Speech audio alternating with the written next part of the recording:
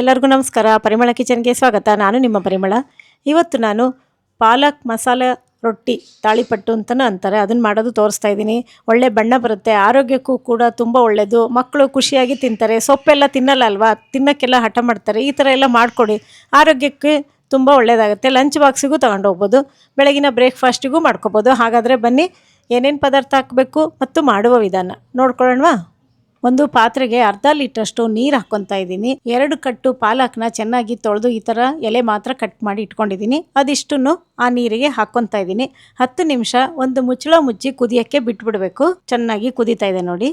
ಈ ಟೈಮಲ್ಲಿ ಮುಚ್ಚಳ ತೆಗೆದು ನೋಡಬೇಕು ಚೆನ್ನಾಗಿ ಬೆಂದಿದೆ. ಗ್ಯಾಸ್ ಆಫ್ ಮಾಡಿಕೊಂಡು ಅದನ್ನೆಲ್ಲ ತೆಕ್ಕೊಂಬಿಡ್ಬೇಕೀಗ. ಬೆಂದಿರೋ ಸೊಪ್ಪನ್ನೆಲ್ಲ ನೋಡಿ, ಎಷ್ಟೊಂದು ಸೊಪ್ಪು ಹಾಕಿದ್ದೆ, ಬೆಂದ ಮೇಲೆ ಇಷ್ಟೇ ಆಗಿದೆ. ತಣ್ಣಗಾಕೆ ಒಂದು ತಟ್ಟೆಗೆ ಹಾಕ್ಕೊತಾ ಇದ್ದೀನಿ. ಈ ನೀರೇನು ವೇಸ್ಟ್ ಮಾಡಬೇಡಿ, ಅಡುಗೆಗೆ ಬಳಸ್ಕೋಬೋದು.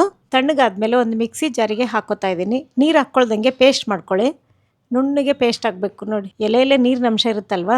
ಈಗ ಒಂದು ಪಾತ್ರೆಗೆ 150 ಗ್ರಾಮ್ ಅಷ್ಟು ಚಿರೋಟಿ ರವೆ ತೊಗೊಂಡಿದ್ದೀನಿ. ಒಂದು 1/4 ಸ್ಪೂನ್ ಅಷ್ಟು ಜೀರಿಗೆ, ಸ್ವಲ್ಪ ಹಸಿಮೆಣಸಿನ್ಕಾಯಿ, ಸ್ವಲ್ಪ ಕೊತ್ತಂಬರಿ ಸೊಪ್ಪು, ಸ್ವಲ್ಪ ಕರಿಬೇವಿನ ಸೊಪ್ಪು ಎಲ್ಲ ಸಣ್ಣಕ್ಕೆ ಹೆಚ್ಚಿಟ್ಕೊಂಡು 2 ಸ್ಪೂನ್ ಅಷ್ಟು ಹಸಿ ತೆಂಗಿನಕಾಯಿ ತುರಿ, ಈರುಳ್ಳಿ ಒಂದು ಬೌಲ್ ತುಂಬ, ಸ್ವಲ್ಪ ಈರುಳ್ಳಿ ಜಾಸ್ತಿನೇ ಹಾಕ್ಕೋಬೇಕು.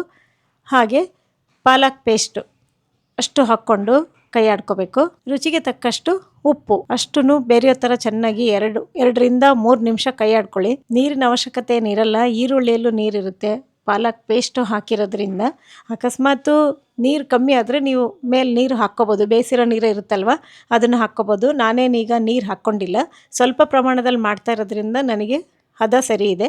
10 ನಿಮಿಷ ನೆನೆಯಕ್ಕೆ ಬಿಟ್ಬಿಡ್ಬೇಕು. 10 ನಿಮಿಷ ಆಯಿತು ನೋಡಿ, ಏನೂ ಗಟ್ಟಿಯಾಗಿಲ್ಲ, ಪರ್ಫೆಕ್ಟಾಗಿ ಹಿಟ್ಟು ರೆಡಿಯಾಗಿದೆ. ತಾಳಿಪಿಟ್ಟಿನ ಹದಕ್ಕೆ ನೀವು ಹಿಟ್ಟು ಕಲಿಸ್ಕೋಬೇಕು. ಕಿತ್ಳೆಹಣ್ಣಿನ ಗಾತ್ರದಷ್ಟು ಹಿಟ್ಟು ತಗೊಂಡು ನಾನು ಡೈರೆಕ್ಟಾಗಿ ಹೆಂಚು ಮೇಲೆ ತೊಟ್ಟದು ತೋರಿಸ್ತಾ ಇದ್ದೀನಿ. ಹೆಂಚಿಗೆ ಸ್ವಲ್ಪ ಎಣ್ಣೆ ಹಚ್ಕೋಬೇಕು. ತೆಳ್ಳಗೆ ಬೇಕಾದ್ರೆ ತೊಟ್ಕೋಬೋದು, ದಪ್ಪಕ್ಕೆ ಬೇಕಾದ್ರೆ ತೊಟ್ಕೋಬೋದು. ಆರೋಗ್ಯಕ್ಕೂ ಕೂಡ ತುಂಬ ಒಳ್ಳೆಯದು. ಸ್ವಲ್ಪ ಕೈ ಎಣ್ಣೆ ಮಾಡಿಕೊಂಡು ತೊಟ್ಕೋಬೇಕು. ನಾನು 2 ಥರ ತೊಟ್ಟದು ತೋರಿಸ್ತಾ ಇದ್ದೀನಿ. ಈಗ ಇಷ್ಟು ತೊಟ್ಕೊಂಬಿಟ್ಟು ಡೈರೆಕ್ಟಾಗಿ ಗ್ಯಾಸ್ ಮೇಲೆ ಇಟ್ಬಿಟ್ಟು ಹಂಗೆ ಮಾಡೋದು. ಒಳ್ಳೆ ಬಣ್ಣ ಬರುತ್ತೆ. ಆಮೇಲೆ ಮಕ್ಕಳಿಗೆ ಖುಷಿಯಾಗಿ ತಿಂತಾರೆ ನೋಡಿ. ಎಷ್ಟು ಒಳ್ಳೆ ಕಲರ್ ಇದೆ ಅಲ್ವಾ. ಲಂಚ್ ಬಾಕ್ಸಿಗೂ ಹಾಕ್ಕೊಡ್ಬೋದು. ಸೊಪ್ಪು ಒಳ್ಳೆಯದೇ ಅಲ್ವಾ ಆರೋಗ್ಯಕ್ಕೆ. ಎಷ್ಟೊಂದು ಸೊಪ್ಪು ಹೋಗುತ್ತೆ ನೋಡಿ. ಈ ಥರ ಮಾಡೋದ್ರಿಂದ ಮಕ್ಕಳು ಸೊಪ್ಪೆಲ್ಲ ತಿನ್ನಲ್ಲ. ಈ ಥರ ಎಲ್ಲ ಮಾಡಿಕೊಡಿ, ಖುಷಿಯಾಗಿ ತಿಂತಾರೆ. 2 ಕಡೆ ಚೆನ್ನಾಗಿ ಬೇಯಿಸ್ಕೊಂಡಾದಮೇಲೆ ತೆಕ್ಕೋಬೇಕು. ಇದಕ್ಕೆ ತುಪ್ಪ, ಬೆಣ್ಣೆ, ಮೊಸರು ತುಂಬ ಚೆನ್ನಾಗಿರುತ್ತೆ. ಮತ್ತು ಚಟ್ನಿ ಪುಡಿನೂ ಚೆನ್ನಾಗಿರುತ್ತೆ, ಒಳ್ಳೆ ಕಾಂಬಿನೇಷನ್ನು. ಈಗ ಇನ್ನೊಂದು ಥರ ತೋರಿಸ್ತೀನಿ. ತಾಳಿಪಿಟ್ಟು ತೊಡ್ತೀವಲ್ಲ, ಆ ಶೀಟು ಟೆಫ್ಲಾನ್ ಶೀಟ್ ಇದು. ಸ್ವಲ್ಪ ಎಣ್ಣೆ ಹಚ್ಕೊಂಡ್ಬಿಟ್ಟು ಸೇಮ್ ಅದೇ ಥರನೇ ತೊಟ್ಕೋಬೇಕು. ಇದಕ್ಕೂ ಅಷ್ಟೇ, ಅಂಟೋದಿಲ್ಲ ಏನಿಲ್ಲ, ಚೆನ್ನಾಗಿ ಬರುತ್ತೆ. ತೆಳ್ಳಗೆ ಮಾಡ್ಕೋಬೋದು. ಬೆಳಗ್ಗೆ ಬ್ರೇಕ್ಫಾಸ್ಟಿಗೆ ನಿಮಗೆ 5ರಿಂದ 10 ನಿಮಿಷದೊಳಗೆ ರೆಡಿ ಆಗಿಬಿಡುತ್ತೆ. ಹೆಂಚು ಬಿಸಿಯಾಗಿದೆ ಚೆನ್ನಾಗಿ. ನಿಧಾನಕ್ಕೆ ಹಿಂಗೆ ತೆಕ್ಕೊಂಬಿಡಿ. ಟೆಫ್ಲಾನ್ ಶೀಟು ಬೇಕು ಅಂತಂದರೆ ಡಿಸ್ಕ್ರಿಪ್ಷನ್ ಬಾಕ್ಸಲ್ಲಿ ಲಿಂಕ್ ಹಾಕಿರ್ತೀನಿ, ನೀವು ಪರ್ಚೇಸ್ ಮಾಡ್ಬೋದು. ಒಂದು ಶೀಟ್ ತೊಗೊಂಡ್ರೆ 10 ವರ್ಷ ಬಾಳಿಕೆ ಬರುತ್ತೆ. 2 ಕಡೆ ಬೆಂದಾದ್ಮೇಲೆ ತೆಕ್ಕೊತಾ ಇದ್ದೀನಿ. ನೋಡಿದ್ರಲ್ವ, ನಾನು ಹಾಕಿರೋ ಮೆಜರ್ಮೆಂಟಿಗೆ 6 ರೊಟ್ಟಿ ಆಗುತ್ತೆ. ನಾನಿವತ್ತು ಬೆಳಗಿನ ತಿಂಡಿಗೆ ಇದನ್ನೇ ಮಾಡ್ಕೊಂಡಿರೋದು.